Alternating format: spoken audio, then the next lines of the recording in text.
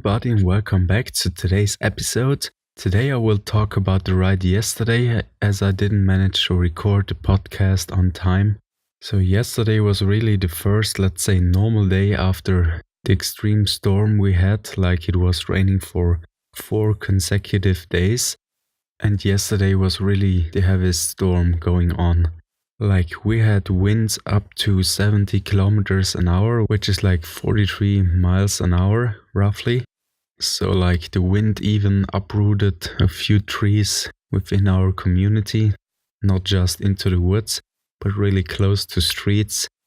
So 2 days ago, during the night, firefighters had to clear a lot of trees, a lot of streets, as a few streets into smaller valleys have been blocked by dirt and so on, washed down the mountains. So this is something which doesn't happen every year. Like this is something special, especially the precipitation, which was like in some communities up to 200 millimeters, which is the equivalent to 200 liters per square meter.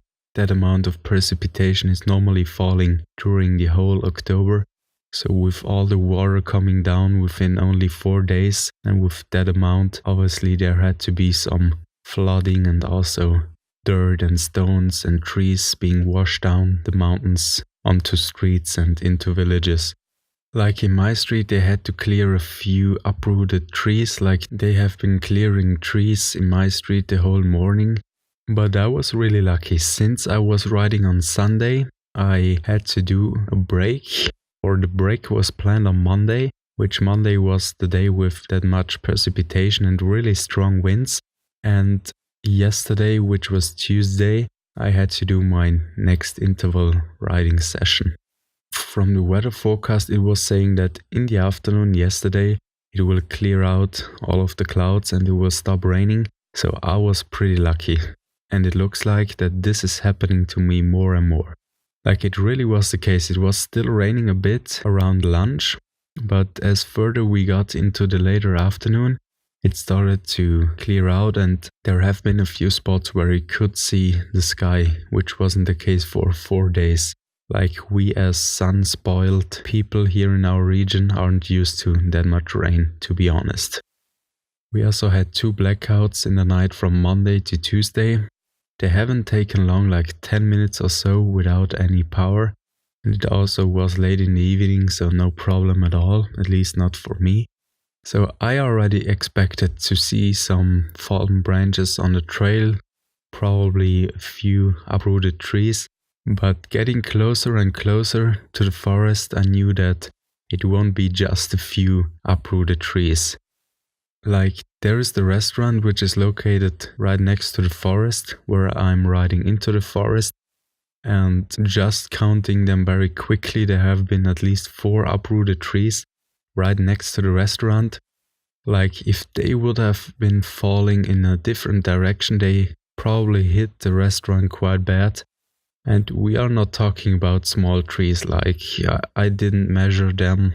But the diameter is probably half a meter of the trees roughly, so like between 40 and 50 centimeters, which is almost 2 foot of diameter. As always, I did my intervals. You already know they are 15 minutes of warm-up, then 5 minutes of intense interval and 2 minutes of resting. And I was curious if any trees have been falling on the forest road, but I was lucky. There have been no trees falling on the forest road itself. I've seen, I guess there was 1 tree right next to the forest road, but it didn't hit the forest road, so I could ride it perfectly.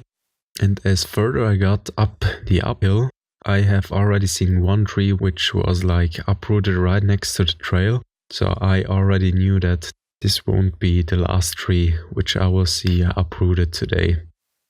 So I completed my interval. I probably didn't push as hard as I could on this ride, and I also wasn't that present, so as already said, I still have to work on that pretty hard to get where I want. Due to the time shift from summertime to winter, now it's like there's no way around of bringing your lights, because basically at 5 it's already pitch black. Let's say in a few weeks it will be pitch black, so if I'm arriving at home and I'm always riding for 1 hour, it's 100% sure that it will be dark and I have to bring my lights. While doing the interval training, I didn't went down the trail, so I went down the forest road, so I didn't know if any uprooted trees have been along the trail. So this was hidden to me until the very last ride, where I would ride the whole trail at once from the very top to the very bottom. And in this case I ride pretty slow just to avoid to crash into any trees.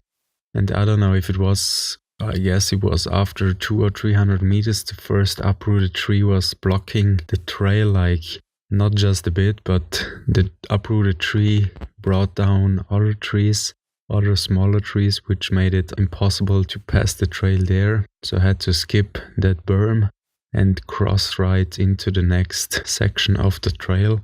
And also there it wasn't a small tree which has come down in the first place.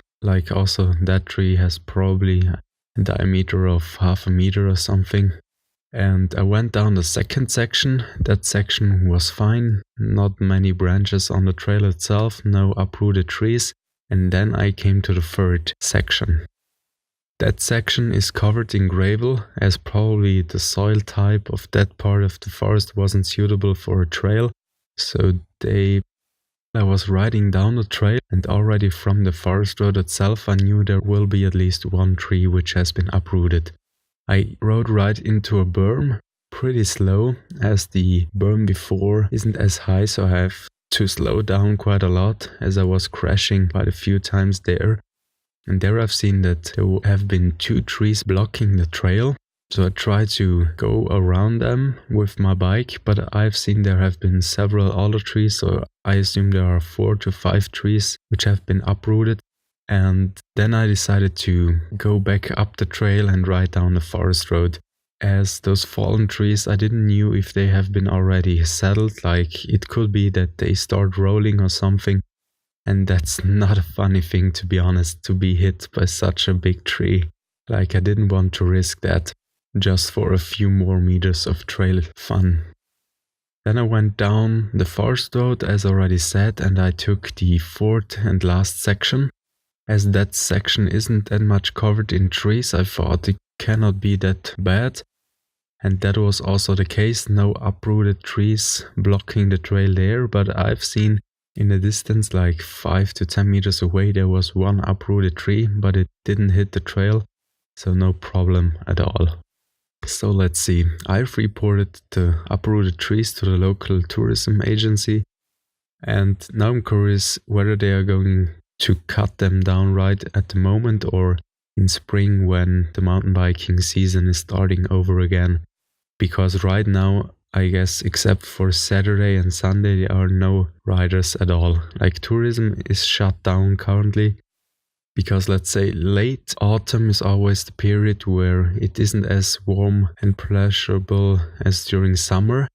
And also there isn't much snow, so this is kind of the off-season in between the warm and enjoyable late autumn and the skiing season, which hasn't started yet.